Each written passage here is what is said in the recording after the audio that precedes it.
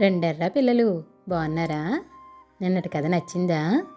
మరి నేను చెప్పే కొత్త కొత్త కథలు వినడానికి నా ఛానల్ని సబ్స్క్రైబ్ చేసి లైక్ చేయండి. మీరు నా ఛానల్ని సబ్స్క్రైబ్ చేసి కథలు వింటే నాకు ఎంతో హుషారుగా ఉంటుంది కదర్రా.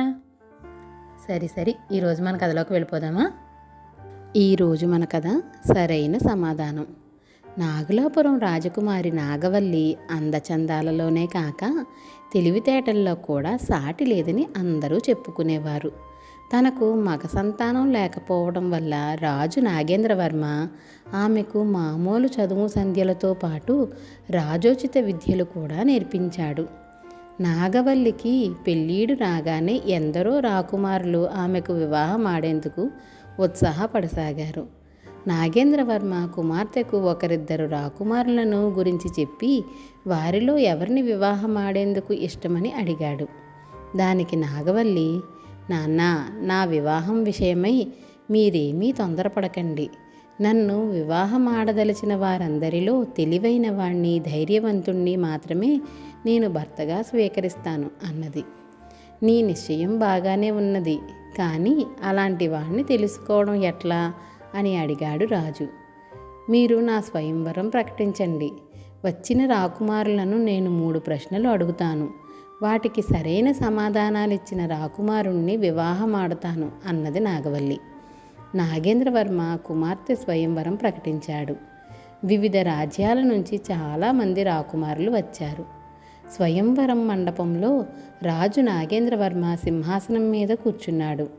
దిగువగా 2 ఉన్నతాసనాల మీద రాజకుమారి నాగవల్లి, రాజగురువు కూర్చున్నారు. వారికి ఎదురుగా రాజకుమారులందరూ ఆసీనులయ్యారు. రాజగురువు సభనుద్దేశించి, రాకుమారి అడగబోయే 3 ప్రశ్నలు ఆమె తరపున నేను అడుగుతాను. వాటికి సరైన సమాధానాలేమిటో ఆమె నిర్ణయిస్తుంది అని నాగవల్లిని, ఏమిటమ్మా ఆ ప్రశ్నలు అని అడిగాడు. నాగవల్లి ఒక చిన్న తాళపత్రాన్ని రాజగురువుకు ఇచ్చింది. ఆయన దానికేసి 1-2 క్షణాలు చూసి, చాలా వజ్రకఠినమైన ప్రశ్నలే అని రాజకుమారులతో, మా రాకుమారి అడగదలుచుకున్న 3 ప్రశ్నలు ఇవి: బరువు లేని వస్తువు ఏది? కనబడని ఆకారం ఏది? గాలి పీల్చని ప్రాణి ఏది అన్నాడు. ఆ ప్రశ్నలు విని కొందరు తెల్లబోయారు. మరికొందరు ఓటమి ఒప్పుకుంటూ తలలు దించుకున్నారు.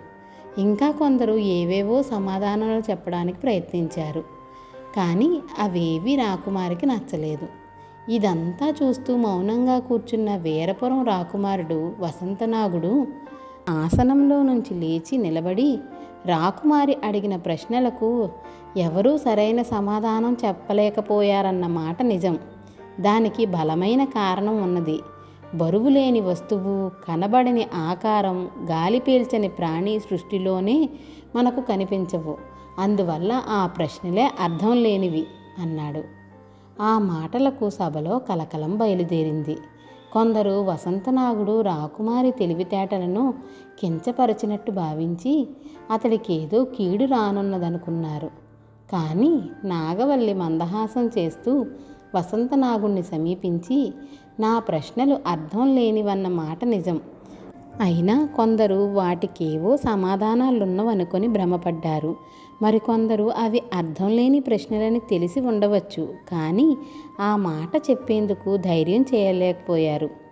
ఆ 2 చేసిన వీరపుర రాజకుమారుణ్ణి నేను వరిస్తున్నాను అని చెలికత్తె అందించిన పూలమాలను వసంతనాగుడి మెడలో వేసింది. ఈరోజు మన కథ స్వార్థ పండితుడు. మరాళ దేశాన్ని పుష్పకాంతుడనే రాజు పాలించే కాలంలో ఆయన ఆస్థానంలో ముచికుందుడనే పండితుడు ఉండేవాడు. అతడు పెద్ద స్వార్థపరుడే కాక అహంకారి కూడా. ముందుగా అతన్ని ఆశ్రయించి తమ మాటలతో సేవలతో మెప్పించిన వారికే రాజాస్థానంలో ప్రవేశం దొరికేది. ఈ కారణం వల్ల ఎందరో సమర్థులైన పండితులు, జ్ఞానులు రాజాశ్రయం లభించక పరదేశాలకు వలసపోయారు. ఇలాంటి పరిస్థితుల్లో కృష్ణకాంతుడనే యువకుడు గురుకులంలో విద్యాభ్యాసం పూర్తి చేసి రాజాశ్రయం కోసం వచ్చాడు. అతడికి కొద్ది రోజుల్లోనే ఆస్థాన స్థితిగతులు, ముచికుందుడు స్వార్థపరత్వం గురించి తెలియవచ్చింది. కృష్ణకాంతుడు తానెరిగిన ఒక బంధువు ద్వారా రాజనర్తకి మందారమాల పరిచయం సంపాదించుకున్నాడు. ఆమె కృష్ణకాంతుడి పాండిత్యం చూసి ముగ్ధురాలై అతడికి తప్పక రాజదర్శనం అయ్యేలా చేస్తానని మాట ఇచ్చింది. ఒక రోజున మందారమాల నాట్య ప్రదర్శనానికి ఆస్థానానికి వెళుతూ కృష్ణకాంతుణ్ణి వెంటబెట్టుకుపోయింది. రాజనర్తకి తోడుగా ఉన్నందున ద్వారపాలకులకు ఎవరూ అతన్ని అడ్డగించలేదు. ఆమె తన నాట్యం ముగిశాక కృష్ణకాంతుణ్ణి రాజు వద్దకు తీసుకుపోయి, మహారాజా, ఈయన కృష్ణకాంతుడనే యువ పండితుడు, గురువుగారి తమ్ముని కుమారుడు, తమ ఆశ్రయం ఆర్జించవచ్చాడు అని చెప్పింది. రాజు కృష్ణకాంతుడి కేసి పరిశీలనగా చూస్తున్నంతలో అతడు, మహారాజా, నేను కాశీలో విద్య పూర్తి చేసుకుని వచ్చాను. పంచకావ్యాలతో పాటు అన్ని శాస్త్రాలు అధ్యయనం చేశాను. ఆసువుగా కవనం చెప్పగలను అన్నాడు. రాజు తల ఊపి చిరునవ్వు నవ్వాడు. ఇది చూసి కలవరం చెందిన ముచికుందుడు హేళనగా, ఎంతటి విద్యావంతుడికి పండితుల ద్వారా కాక రాజనర్తకి సాయంతో ఆస్థానంలోకి రావలసిన దుర్దశ ఎందుకు కలిగినట్టు అన్నాడు. వెంటనే కృష్ణకాంతుడు రాజుతో, అహంకారం, స్వార్థం లేనివాళ్లే నిజమైన పండితులు. వల్ల ఇక్కడున్న ప్రధాన పండితుల వారిని కాక రాజనర్తకిని ఆశ్రయించవలసి వచ్చింది అన్నాడు. ఆ మాట వింటూనే రాజు కనుబొమ్మలు ముడిచి ముచికుందుడి కేసి ఆశ్చర్యంగా చూశాడు. ముచికుందుడు తీవ్ర స్వరంతో, నిన్నగాక మొన్న విద్యాభ్యాసం ముగించిన వాడిలో పండితుల పట్ల ఇంత చులకన భావమా? ప్రభూ, ఇతన్ని వెంటనే సభ నుంచి బయటికి పంపవలసిందిగా కోరుకుంటున్నాను అన్నాడు. కృష్ణకాంతుడు మందహాసం చేసి ముచికుందుడితో, సాటి పండితుణ్ణి సభ వదిలి పొమ్మని చెప్పవలసిన తీరు అది కాదు. చేతనైతే వాదంలో ఓడించండి. అప్పుడు మీకు క్షమాపణ చెప్పుకుని వెళ్ళిపోతాను. నా కానప్పుడు మీ దురుసు ప్రవర్తనకు మీరే నాకు క్షమాపణ చెప్పవలసి ఉంటుంది అన్నాడు. రాజు ముచికుంద కృష్ణకాంతుల మధ్య వాదం ఏర్పాటు చేశాడు. ముచికుందుడు కృష్ణకాంతుణ్ణి అనేక ప్రశ్నలు అడిగాడు. అన్నిటికీ అతడు సరైన జవాబులిచ్చి సభలో ఉన్న వారి నుంచి ప్రశంసలు పొందాడు. ఇప్పుడు ప్రశ్నించడం కృష్ణకాంతుడి వంతు. అతడు ముచికుందుడితో, తవర్ని 3 ప్రశ్నలు అడుగుతాను, సరైన సమాధానాలు ఇవ్వండి అని ఇలా అడిగాడు. 10 మందితో పంచుకున్న కొద్దీ పెరిగేది ఏది? ఏది ఉత్తమ ప్రశ్న అనిపించుకుంటుంది? ఎటువంటి వాడు ఉత్తమ గురువు? ప్రశ్నలు వింటూనే ముచికుందుడు ఆగ్రహావేశం చెంది ఏవేవో జవాబులిచ్చాడు. అవేవీ సరైన జవాబులు కాదన్నాడు కృష్ణకాంతుడు. అయితే నువ్వే సరైన జవాబులిచ్చి మహారాజు నుంచి, సభ నుంచి ఆమోదం సంపాదించు అన్నాడు ముచికుందుడు.